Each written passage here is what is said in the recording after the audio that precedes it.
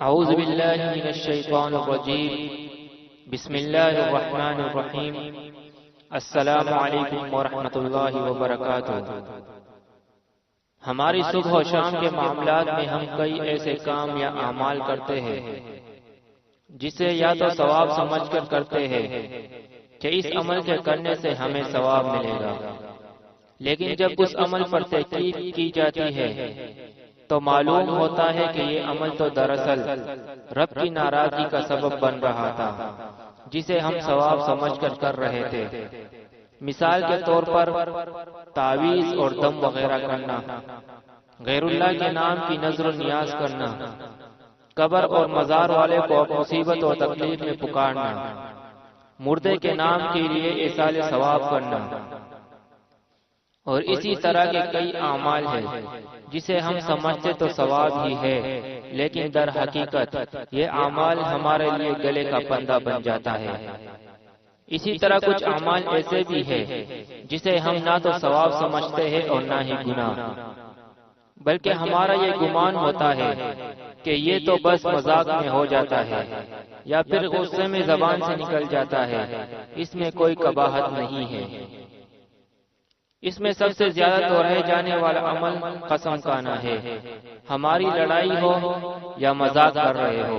کاروبار کے معاملات ہو یا کوئی اور مسئلہ ہو، ہماری یہ عادت بن گئی ہے کہ ہم چھوٹی چھوٹی باتوں پر قسمیں کھانا شروع کر دیتے ہیں اور پھر کہتے ہیں قسم تو اس لیے کھائی کہ بات رفع دفع ہو جائے، لڑائی ختم ہو جائے، میری مصیبت ختم ہو جائے۔ اور اللہ معاف کرے، قسمیں بھی ایسی کہ جن قسموں سے اسلام نے ہمیں منع کیا ہے۔ رسول اللہ صلی اللہ علیہ وسلم نے بیان فرمایا، بخاری اور مسلم میں ہے کہ قسم کھانی ہے تو اللہ کے نام کی قسم کھاؤ ورنہ خاموش رہو۔ لیکن ہمارے ہاں کتنی قسمیں ایجاد ہو چکی ہے۔ ہماری قوم شاید واحد قوم ہے جس نے قسمیں ایجاد کرنے میں کافی ترقی کر لی ہے۔ ماں کی قسم، باپ کی قسم، بچے کی قسم، تیرے سر کی قسم، نبی کی قسم، ولی کی قسم، پیر کی قسم، قرآن کی قسم، محبوب اور محبوبہ کی قسم، اور نہ جانے کتنی بے شمار قسمیں ہیں جو ہماری قوم فر کھاتی رہتی ہے۔ اور المیہ یہ ہے کہ اسے گناہ بھی نہیں سمجھتی۔ آئیے میں آپ کو اللہ کے رسول صلی اللہ علیہ وسلم کی ایک اور حدیث سناتا ہوں۔ آپ صلی اللہ علیہ وسلم نے فرمایا، لا تحلفوا بآبائکم ولا بأمہاتکم